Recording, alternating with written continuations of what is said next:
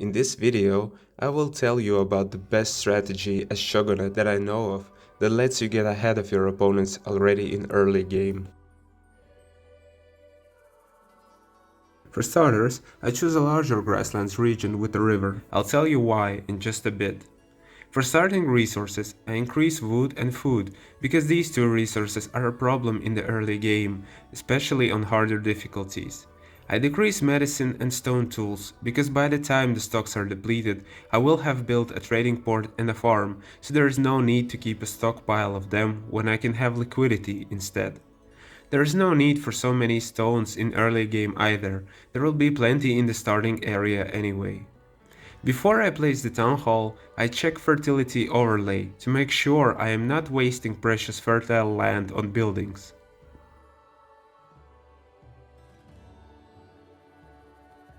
I pick Rice Breeder as my starting card, and again I'll explain why in just a bit, and I choose Grassland Hunting as Biome bonus.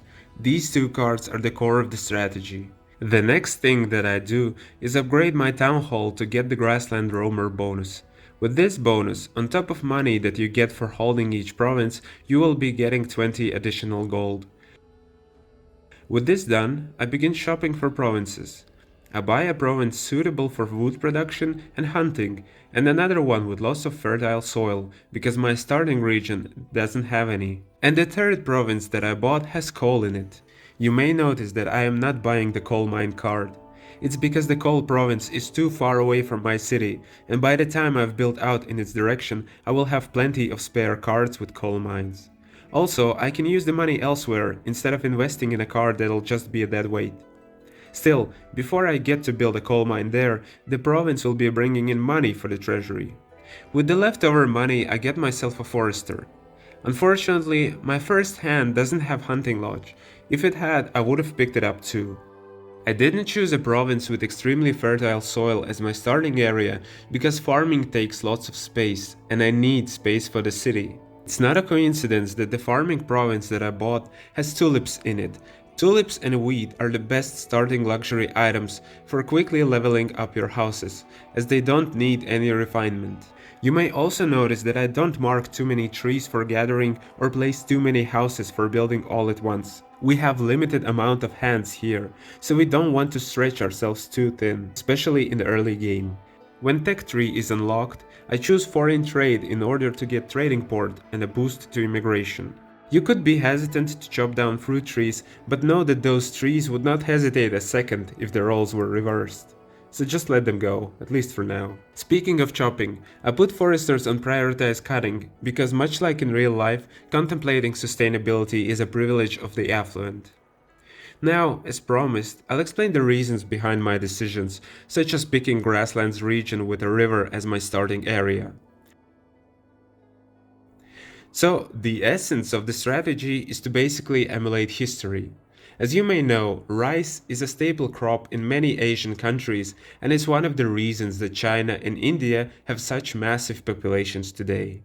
In real life, 1 acre of rice fields is able to produce nearly 3 times as much calories as wheat, and in the game, nearly 1.5. So we sorely needed to achieve our objective, which is to grow and sustain a large population to outmatch our neighbors. And a population like that requires lots of land, which is why we start the game in a region with plenty of fertile soil and space for buildings. The only thing that we're lacking in this setup that India and China had is double cropping, that is, year-round farming. Unfortunately, even jungles in this game under normal settings get snow, so we're limited in how much we can produce.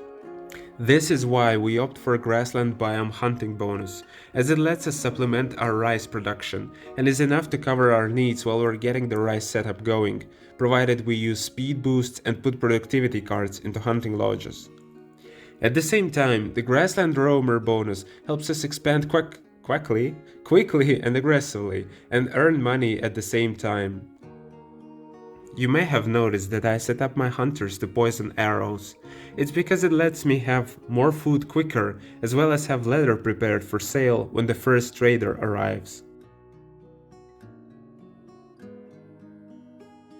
For farming, I use 64 tile areas, as that's the maximum amount of tiles one farmer can work, and I find it superior over bigger fields as it's much more flexible. I use 128 for this one, however, because it allows me to farm rice outside of the rice breeder's range. It works because more than half of the field is inside the rice breeder's circle. You may take note of the rice icon that appears and disappears over the field as I am dragging it around. I also leave a square of 6 by 6 in the center of my farm setup so that I can put granary in there when I research it for another boost in production.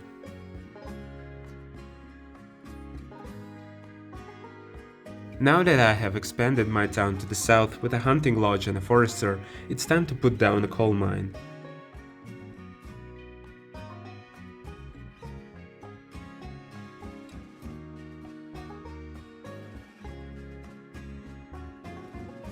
It asks me for a house closer to the mine, and now that I have built out, I can fulfill the requirement without overextending or breaking the layout of the town.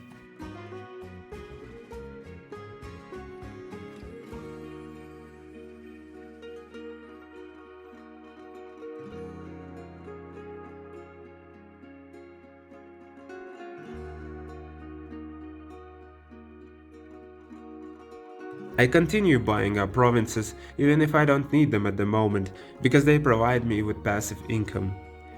Speaking of expanding, I'd love it if you helped me grow my channel by subscribing. I came up with the idea for this channel when I couldn't find a guide on bases in Green Hell, a survival game set in the Amazon jungle. I had to make my own chart of most useful constructions so as not to waste valuable resources building things that weren't worth it. Seeing as you're in the middle of this video, I assume you also don't like to waste time on suboptimal solutions, so I think that's a match and I'd love to have you on board. There won't be anything happening on the screen in the next 10 seconds, so go on, hit that button.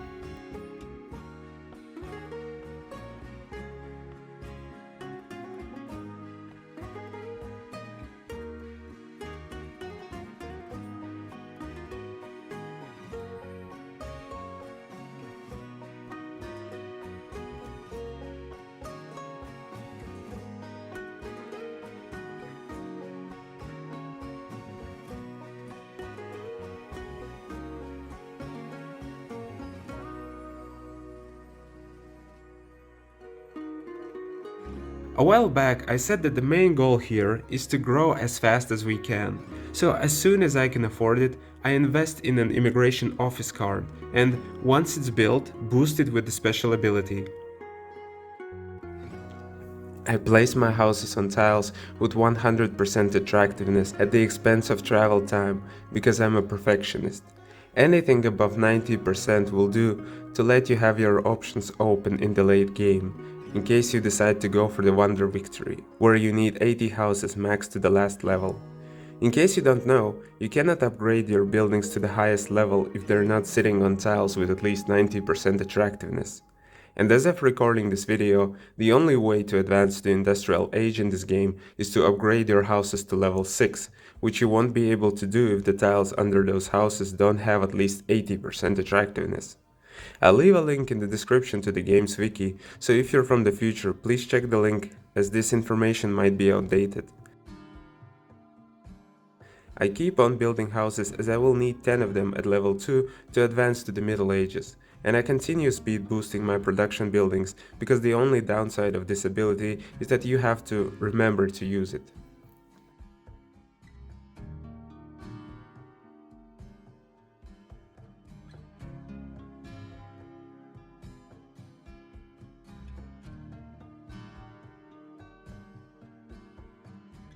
With plenty of food in reserves and more to come from the rice fields, I can begin actively promoting my city to foreigners, so I get another immigration office.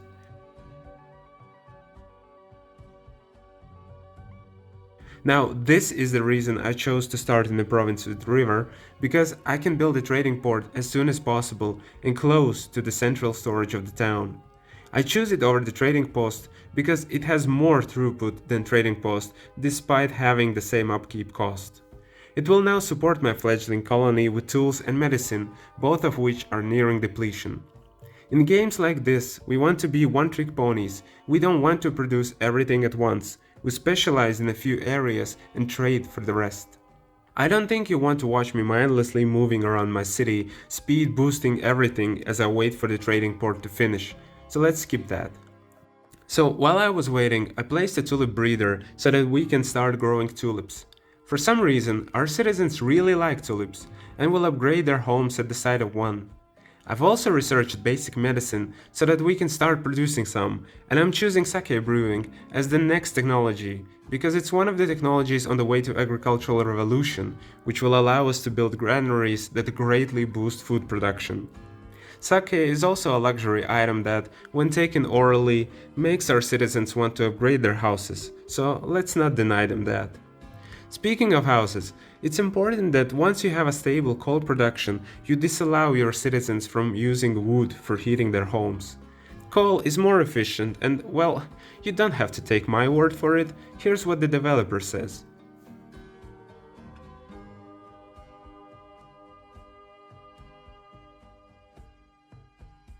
And by using coal, you will also live up to the name of the period.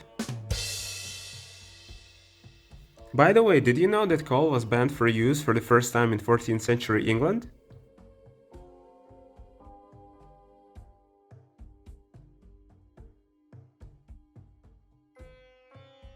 Now that we have trading port, it's time to use it, but you may notice that I cannot sell any leather, despite the fact I've been producing it since the beginning of the game.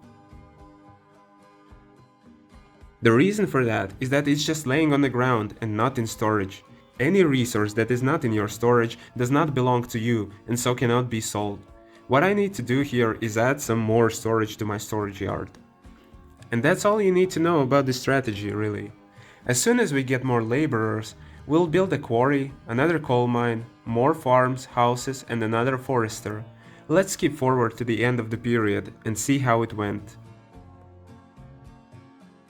So by the end of the Dark Ages, we have the biggest dominion, and there are 47 people living in our city, while our opponents have 38, 34, and 30. There's an ever-growing storage of food and a deficit of tools because I didn't order enough for the burgeoning population. Thankfully, Middle Ages are coming, and we'll have trading companies that will remove the human factor of warehouse management. It took me 3 years to get to this point, but it could have been done much sooner if I had planted tulips before I built the rice breeder.